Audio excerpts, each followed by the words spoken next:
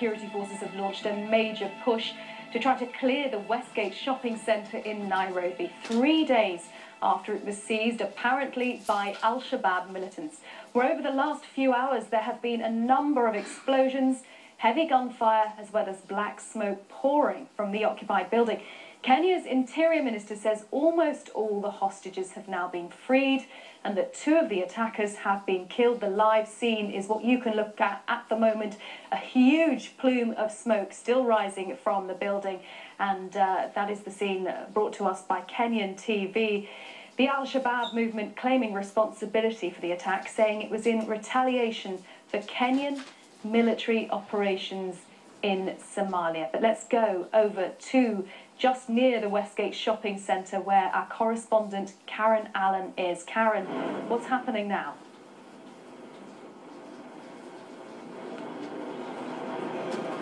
Well, certainly in the past few minutes, some of the gunfire subsided, but about 15 minutes ago, we had rapid gunfire emanating from behind me, from the Westgate Centre. You might still be able to see just the last remnants of the black plume of smoke that's been here for several hours. Still not at all clear whether that is the military trying to advance and try to push the hostage takers back and free the remaining hostages, or whether a fire was started by the hostage takers, the Somali militants inside. But certainly it has felt like there's been an escalation in events over the past few hours. My colleague Frank Gardner has more.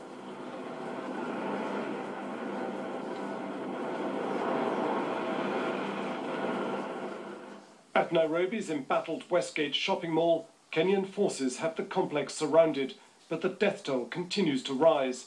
Britons have not been spared, and the Prime Minister is chairing today's crisis committee, dubbed Cobra.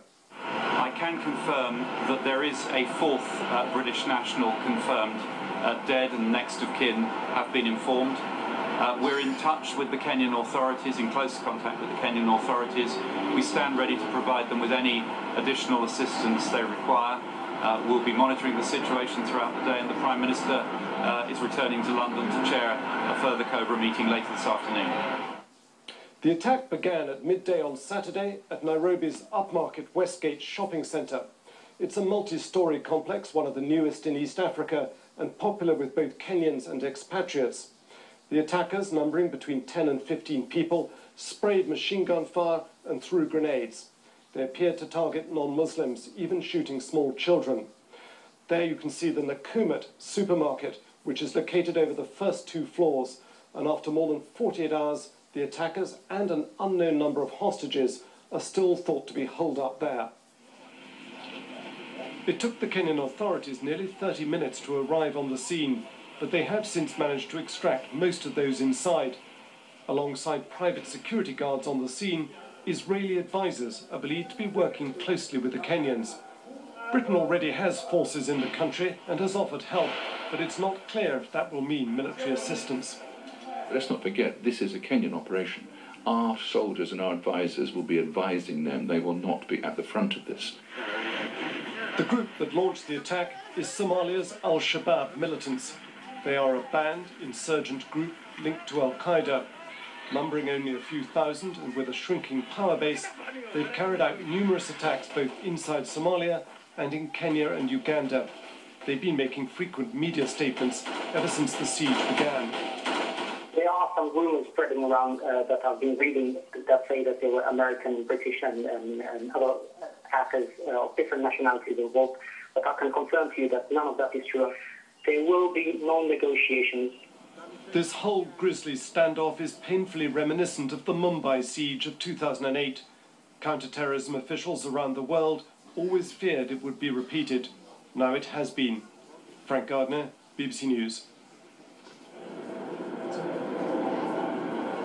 Well, just as we've been hearing that piece, we've heard a few more gunshots ring out over the past few minutes, but no real clear indication at the moment as to how far the operation behind me is advancing.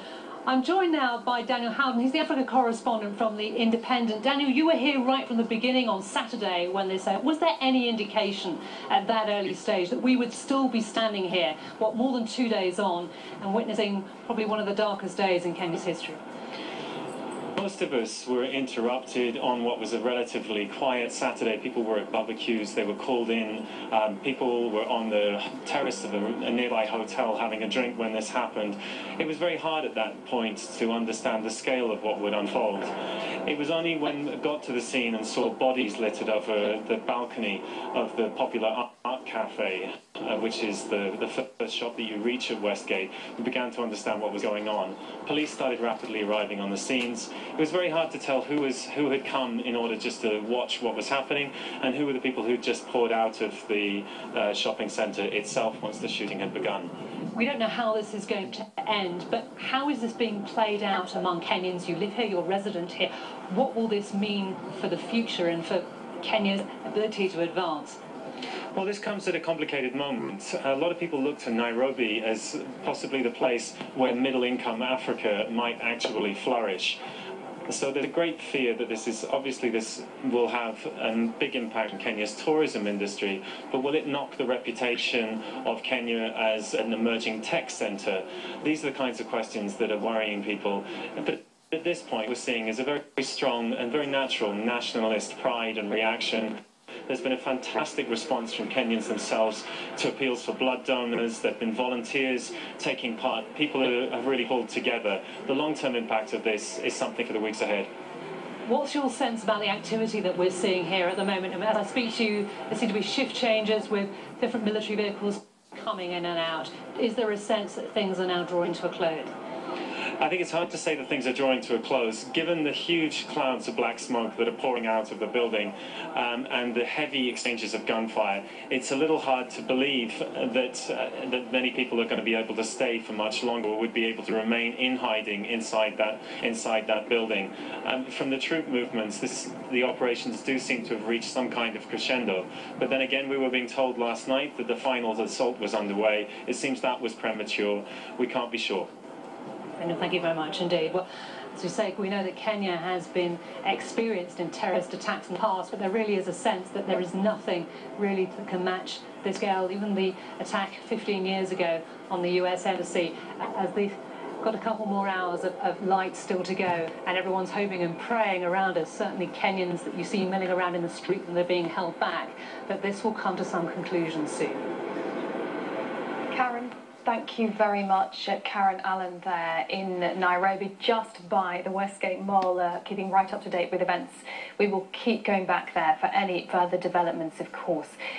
Now, the Al-Shabaab group has said it carried out the attack because of the presence in Somalia of Kenyan troops. Now, they're there as part of African Union forces trying to stop fighting between different warring factions. They were also responsible for driving out Al-Shabaab from the port of Kismayo a year ago. Well, our correspondent Mark Doyle is with troops there.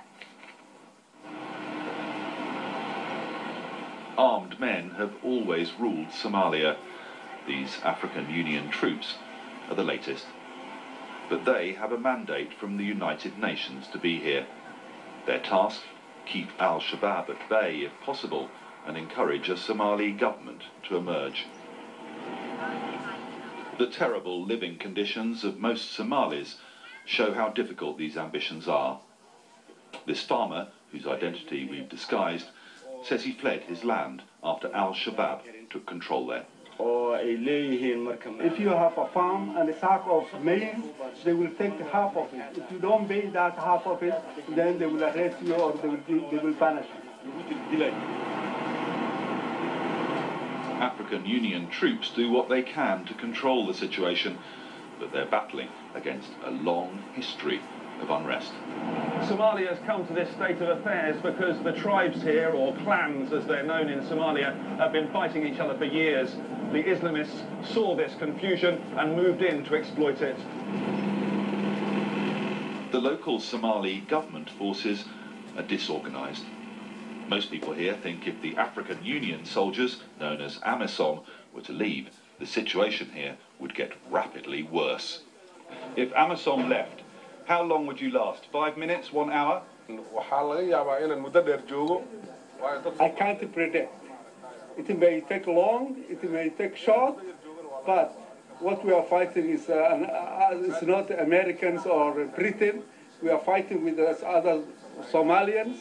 We can resist for a long time, or they may defeat us soon. The international community has tried to bring a new order to Somalia many times, but many times it has failed. Mark Doyle, BBC News, Kismayo, southern Somalia. Right, well, if you do want to keep up to date with events at the Westgate Mall, we have the live page on our BBC website.